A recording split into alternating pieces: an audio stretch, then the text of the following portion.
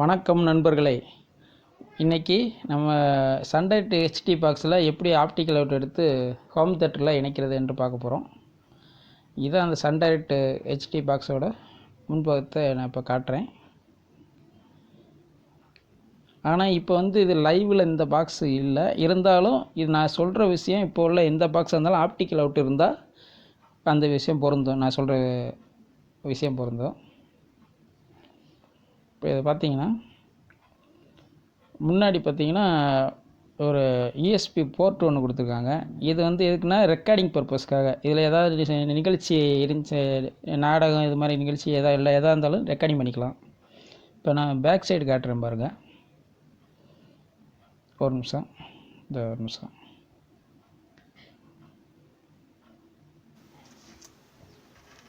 இது ஃபஸ்ட்டு பின்ன 12 volt input கொடுக்குற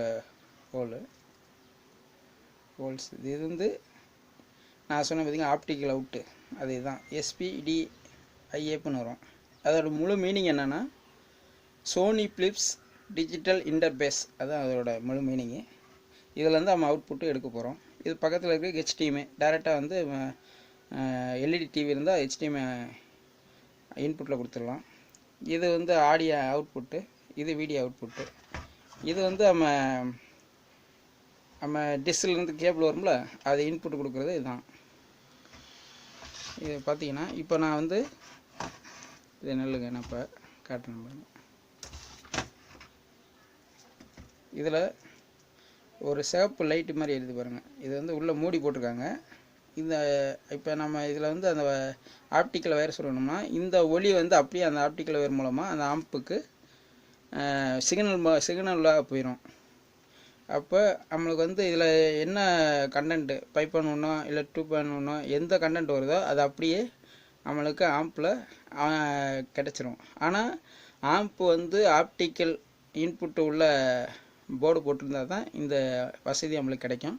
வாங்க அதை நான் வயரை கனெக்ட் பண்ணி எப்படி அது ஃபங்க்ஷன் ஆகுதுன்னு நான் உங்களுக்கு டெமோ காட்டுறேன். இப்போ நான் உங்கள் முன்னாடி இந்த செட்டாப் பாக்ஸில் வயரை கனெக்ட் பண்ண போகிறேன், ஆப்டிக்கல் வயரை. இதுதான் அந்த ஆப்டிக்கல் வயரு. இதை இந்த ஹோல்ஸில் கரெக்டான பொசிஷன் வச்சு ஒரு ஆம் காமிக்கிட்டிங்கன்னா கனெக்ட் ஆயிடுச்சு. இப்போ இதுக்கு வோல்ட்டு கனெக்ட் பண்ணுறேன்.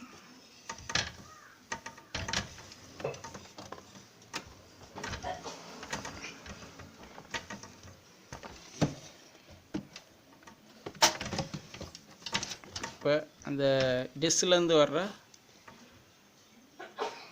வயரை இதில் கனெக்ட் பண்ணுறேன்.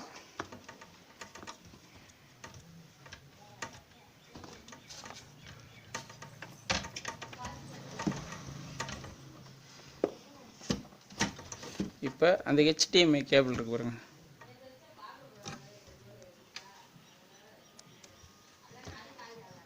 அதை கனெக்ட் பண்ணுறேன்.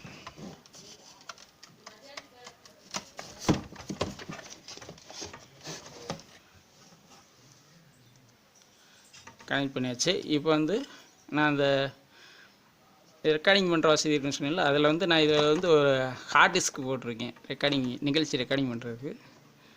அதை அந்த பென்ட்ரைவ் வோல்ட்டில் சொல்கிறேன். சரியாச்சு.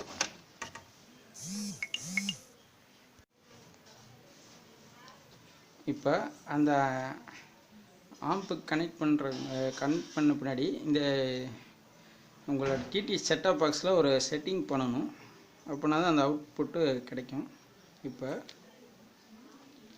பாருங்கள், மெனு அனுப்புகிறேன்.